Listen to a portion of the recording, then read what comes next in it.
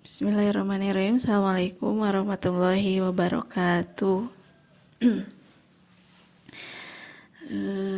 Alhamdulillah anak-anak ibu sekalian yang ibu banggakan, ini merupakan lanjutan video dari video yang sebelumnya, yaitu mengenai haji ya. Di kompetensi dasar fikih ini kan sebelumnya sudah dikatakan bahwa ini mengenai bagaimana ketentuan dan hikmah dari haji, kemudian zakat dan wakaf. Nah, sekarang di video yang kedua kita akan belajar mengenai zakat.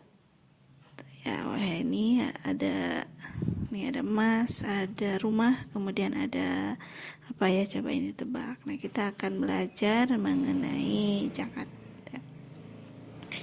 Ini gambar yang tadi, ya ini perhiasan emas, kemudian ini fakir miskin, kemudian ini ya orang yang sedang membayar zakat. Ya sama seperti sebelumnya, kita berdoa dulu sebelum melanjutkan ke materi, ya agar kegiatan belajar kalian, baik meskipun secara daring atau jarak jauh, kita senantiasa diberikan perlindungan keselamatan oleh Allah dimanapun kita berada. Kita baca bersama-sama, mudah-mudahan kalian sudah hafal ya. Ini sudah yang pertemuan kedua. Bismillahirrahmanirrahim. Bismillahilladzi la yadurru ma'asmihi syai'un fil ardi wala fis samai wa huwas samiul alim. Kemudian a'udzu bikalimatillahi tammah min syarri ma khalaq. Ya, berikutnya ya kita review dulu materi sebelumnya mengenai haji, di mana haji itu terbagi ada beberapa sub-sub pokok yang memang cukup banyak dan kompleks. Mulai dari pengertian haji itu sengaja berangkat ke Baitullah untuk beribadah, bukan sekedar jalan-jalan tapi beribadah dan ditentukan waktunya. Kemudian hukum haji itu wajib bagi yang mampu, kemudian syarat haji ada syarat sah, ada syarat wajib haji, diantaranya kemudian diantara Islam, balik, berakal. Kemudian banyak beberapa pertanyaan yang bertanya tentang apakah anak kecil sah hajinya atau tidak. Tentu kalau melihat dari segi syarat tentu belum sah karena belum memenuhi syarat balik, ya akil balik. Berikutnya rukun haji yang sudah kalian ketahui, mulai dari ihram, kemudian wukuf, tawaf, sa'i, tahallul dan tertib. Kemudian wajib haji dan sunnah haji, kemudian jenis-jenis haji, tamatu, ifrad, qiran, kemudian hikmah dan keutamaannya juga diantaranya menjadikan kita menjadi haji yang mabrur dan mendapatkan surganya Allah, kemudian mendapatkan pahala Allah, dan terlebih lagi nilai sosialnya menjadi setelah berangkat haji itu bukan berarti kita itu disanjung menjadi pak haji, bu haji, tapi kita harus menjadi lebih peduli kepada sesama ya, karena kita sama di mata Allah. Seperti hikmah dari memakai kain ihram, yaitu kita sama di hadapan Allah, setara mau kedudukan apapun memakai pakaian putih ya, sama semua. Berikutnya ini yang tentang zakat yang akan kita pelajari. Nah, sama seperti sebelumnya kita tadarus dulu. Ini Quran surat A'udzubillahi minasyaitonirrajim. Bismillahirrahmanirrahim. Wa aqimus shalah wa atuz zakah warka'u ma'ar raqiin. Ya, ini ayat yang berkaitan dengan zakat. Nah, kita tajwidkan dulu ya. Wa aqimus shalah, wa aqimat tabi'i, wa aqimus alif lam samsiyah shalah matabi'i, wa mad badal, wa atuz alif lam samsiyah zaka matabi'i, warka'u matabi'i ma'ar alif lam samsiyah ro matabi'i kiin mad arid lisukun ya. Kemudian kita langsung ke pengertian zakat. Zakat secara bahasa artinya suci berkembang dan bertambah dan berkembang. Zakat berarti kata zaka yuzaku zakatan ya, suci bertambah dan berkembang. Menurut istilah, zakat itu memberikan sejumlah harta tertentu bersifat wajib bagi seorang muslim. Perlu kalian garis bawahi bahwa zakat ini sifatnya wajib ya. Zakat ini sifatnya wajib. Nah, apa bedanya zakat dengan sodako? Nah, kalau sodako itu sifatnya umum. Jadi, nah di dalam sodako ada zakat. Ya, sodako itu ada yang sedekah wajib, ada yang sunnah. Ya, sodako yang wajib yaitu zakat. Sedekah yang sunnah diantaranya ada infak, ada wakaf. Gitu. Nah, ini yang membedakan. Oh, ini dalilnya yang tadi sudah disampaikan, wa aqimus shalah wa atuz zakah warka'u marokin. Ini surat Al-Baqarah ayat 43. Berikutnya, nah apa syarat-syaratnya? Kayak yang namanya fikih ya tentu biasanya ada syarat dan rukun yang harus dipenuhi. Syarat zakat juga sama. Nah, ada beberapa istilah dalam zakat itu, ada yang namanya muzaki, ada mustahik, dan juga ada barang atau objek yang dizakatkan. Kalau muzaki adalah subjek atau orang yang berzakat. Kalau mustahik orang yang menerima zakat. Nah, muzaki atau subjek zakat ada syaratnya. Yang pertama, Islam, tentu non muslim tidak wajib membayar zakat. Kemudian dia merdeka, bukan hamba sahaya. Kemudian baligh, sudah cukup umur dan berakal ya. Kemudian objek zakat ya, dia itu milik penuh, kemudian berkembang. Milik penuh itu artinya bukan ada campuran milik orang lain gitu ya. Jadi itu sepenuhnya barang punya dia sendiri. Kemudian berkembang, kemudian mencapai nisab. Nisab itu batas minimum wajib kena zakat. Ini khusus untuk zakat mal. Kemudian lebih dari kebutuhan pokok, tentu kita berzakat setelah kebutuhan pokok kita itu sudah terpenuhi. Kemudian bebas dari hutang ya, apa yang kita zakati sudah dikurangkan dengan hutang. Kemudian berlaku selama 1 tahun atau haul. Ini untuk zakat mal, tapi benda-benda tertentu saja, nanti akan dibahas di khusus ya nanti berikutnya. Kemudian rukun zakat pertama itu adanya pelepasan atau pengeluaran hak milik pada sebagian harta yang dikenakan wajib zakat. Pelepasan atau pengeluaran hak milik pada sebagian harta yang dikenakan wajib zakat. Jadi rukunnya pertama mengeluarkan, jadi mengeluarkan harta dari orang yang punya harta dan orang tersebut memang sudah wajib kena zakat. Pertama dikeluarkan, kemudian penyerahan. Setelah dia dikeluarkan kemudian diserahkan. Nah, kepada siapa? Jadi kita tidak langsung menyerahkan, tapi tidak langsung menyerahkan kepada mustahik, tapi diserahkan kepada amil zakat atau orang yang mengurus zakat. Kemudian ada penyerahan amil kepada orang yang berhak menerima zakat sebagai milik. Jadi yang ketiga, amil menyerahkan kepada mustahik yang menerima zakat. Itu rukun zakat. Jadi ada 3 unsur ya. Jadi tadi ya ada muzaki, ada amil, ada mustahik. Kemudian siapa saja sih yang menjadi mustahik zakat atau yang berhak menerima zakat? Yang pertama yaitu fakir. Nah, fakir itu adalah orang yang tidak mampu, yang tidak punya penghasilan dan tidak berkecukupan untuk memenuhi kebutuhan hidupnya gitu. Nah, sekarang yang kedua itu miskin. Apa bedanya fakir dengan miskin? Kalau miskin dia punya penghasilan hanya tidak mencukupi, itu disebut miskin ya, tidak mencukupi, khususnya mencukupi untuk kebutuhan pokok ya, bukan mencukupi hal-hal yang sifatnya tersier atau sekunder gitu kan, ini yang sifatnya primer.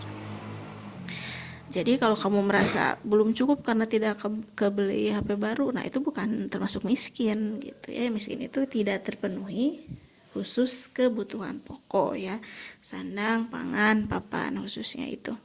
Kemudian yang ketiga hamba sahaya. Hamba sahaya itu budak ya yang belum merdeka. Namun untuk saat ini sudah tidak ada hamba sahaya karena sudah tidak ada perbudakan. Ini ya tidak ada perbudakan. Kemudian fisabilillah. Fisabilillah itu orang yang berjuang di jalan Allah, orang yang berperang di jalan Allah. Waktu itu berperang ya, para mujahid. Kalau sekarang penerapannya ya seperti guru ngaji, muadzin ya, itu kemudian ustadzah yang memberikan materi, yang berjuang dengan Allah, yang berdakwah ya, atau yang sedang menuntut ilmu juga sama, misalkan sedang di perantauan menuntut ilmu ya, itu juga kan sedang berjuang di jalan Allah, kemudian berhak untuk menerima zakat.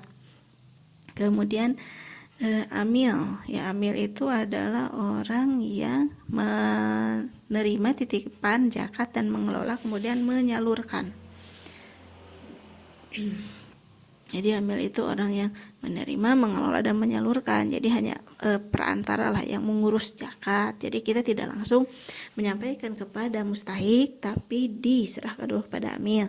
Berikutnya mu'alaf. Kamu mungkin sudah tahu, orang yang baru masuk Islam ya. Kemudian gorim itu yang punya hutang dan tidak sanggup untuk membayar hutang tersebut karena kondisi ekonominya, dan meminjam hutangnya itu untuk kepentingan yang sangat penting dan mendesak.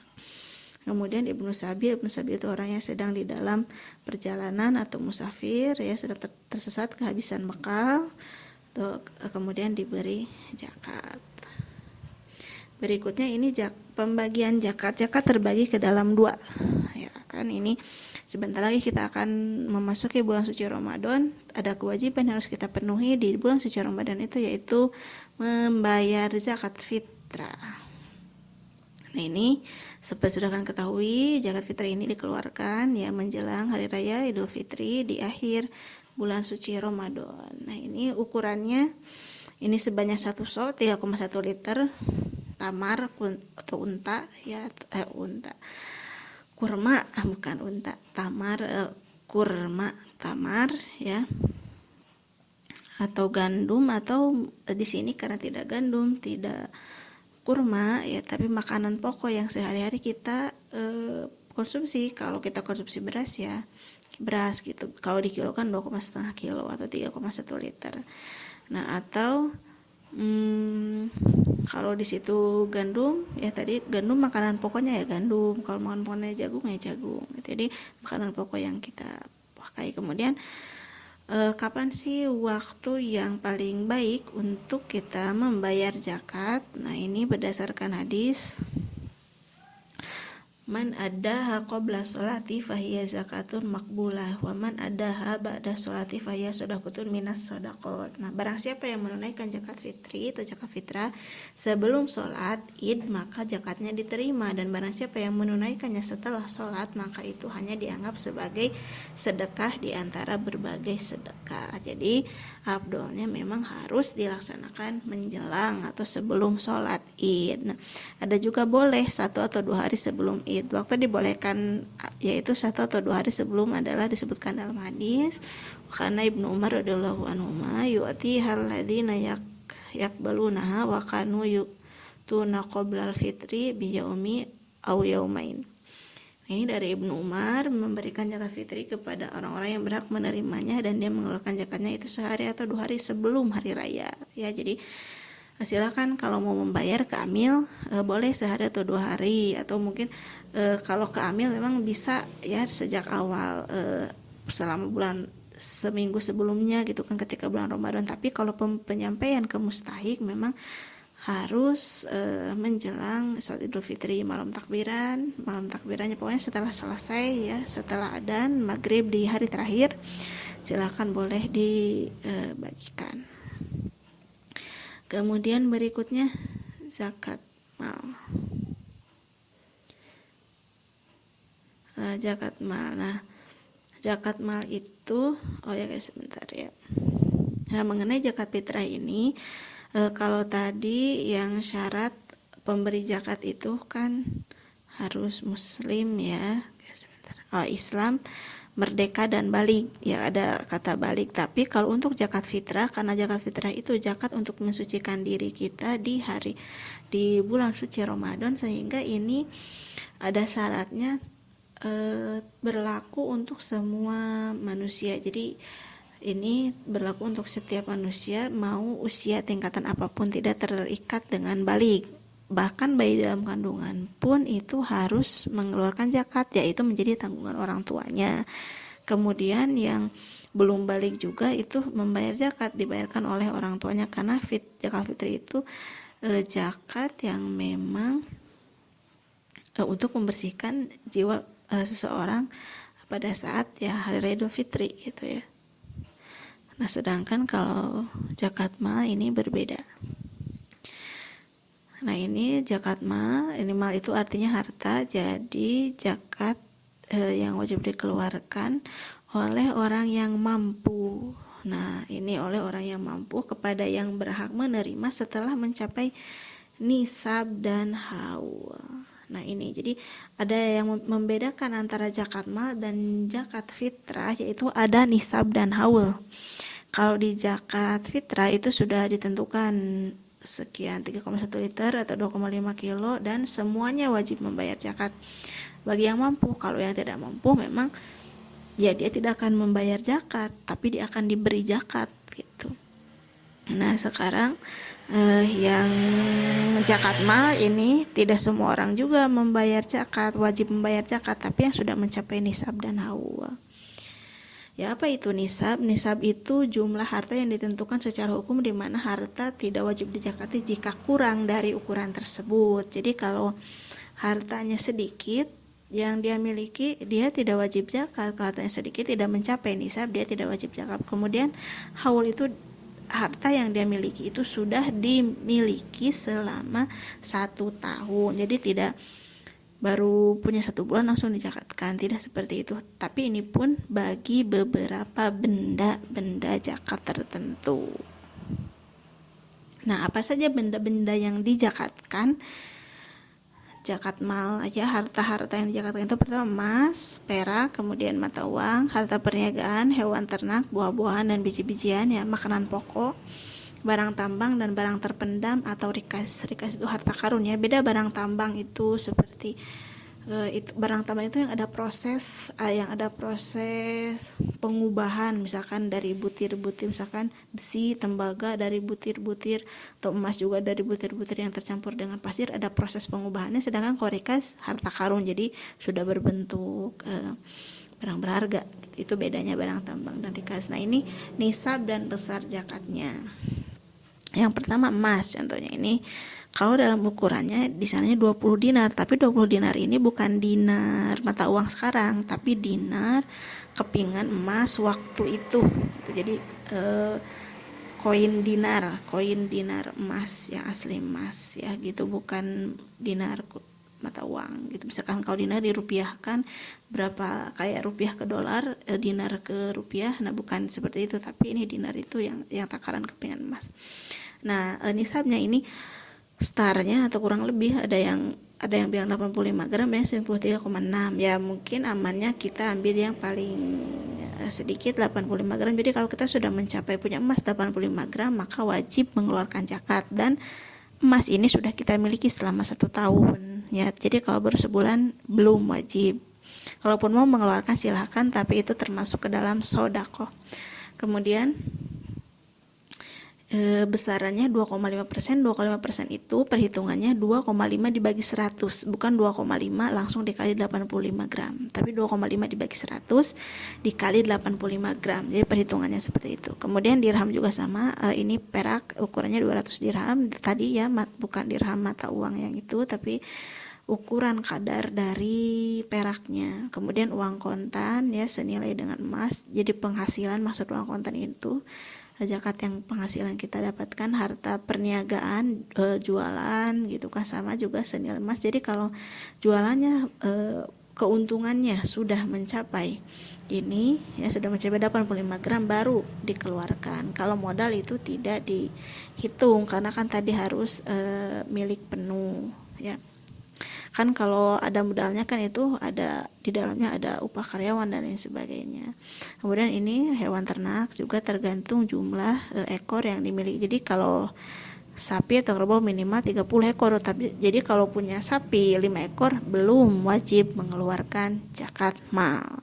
Tapi kalau mau mengeluarkan silahkan masuknya ke sodako. Kemudian hewan ternak, nah ini juga sama ya. Ini kalau domba yang 40 minimal dan ukuran seperti ini. Kemudian hasil pertanian, misalkan petani menanam padi, beras ya, bisa mencapai 1 ton lebih, ataupun pertanian yang lain kayak cabai, tomat ya, dihitung itu. Nah ini kalau yang tadi, kalau ini didiamkan setahun dulu baru dikeluarkan zakat. Kalau uang kontan ini dihitung setahun juga bisa, harta benda juga setahun juga bisa, dibayarkannya setahun. Nah ini kalau ini ternak dan kambing ini juga sama. Nah sedangkan kalau pertanian setiap kali panen, jadi tidak dihitungkan setahun gitu. Nah besarnya 5-10%. Ya, maksud 5-10 itu kalau ketika bertaninya banyak menggunakan air hujan maka 10%. Kalau bertaninya banyak menggunakan irigasi pengairan yang ada di darat maka 5%. Nah ini nisab ini dihitung setelah dikurangi utang dan kebutuhan pokok, tentu ya, setelah dikurangi modal dan lain sebagainya.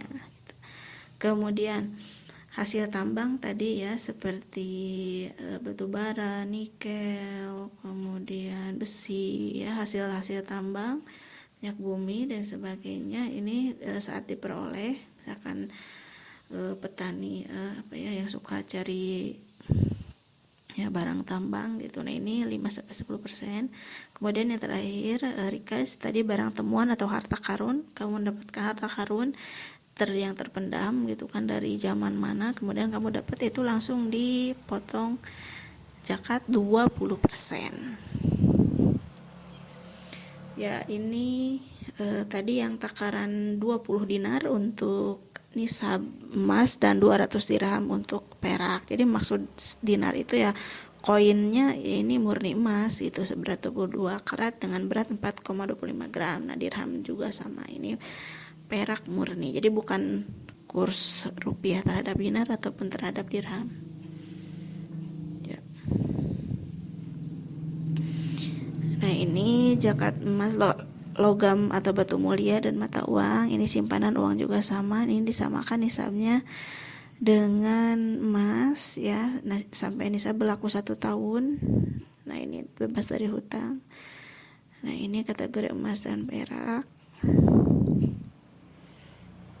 2,5 sama. Ini zakat yang ternak ya, kambing, sapi. Nah ini kalau Bu gimana kalau ini bebek sama ikan? Nah bebek sama ikan ini diperhitungkan kan, karena tidak ada berapa jumlah ekor, tapi diperhitungkan sebesar 85 gram emas. 85 gram emas.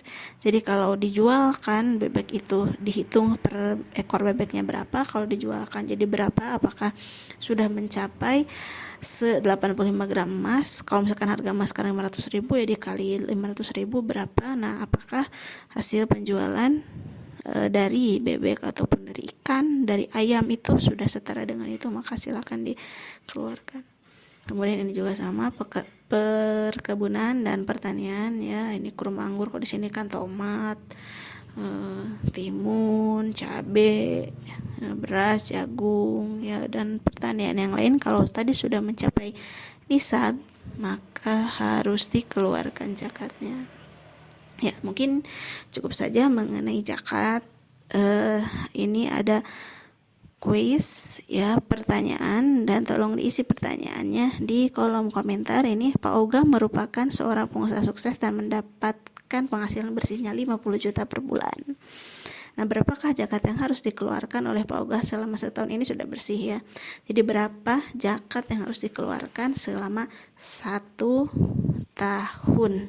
Silahkan ditulis jawabannya di kolom komentar. Jangan lupa beri nama dan kelas agar Ibu tahu siapa yang menjawab. Cukup sekian yang bisa Ibu sampaikan. Syukron, mudah-mudahan kalian tetap sehat, semangat belajarnya. Assalamualaikum warahmatullahi wabarakatuh.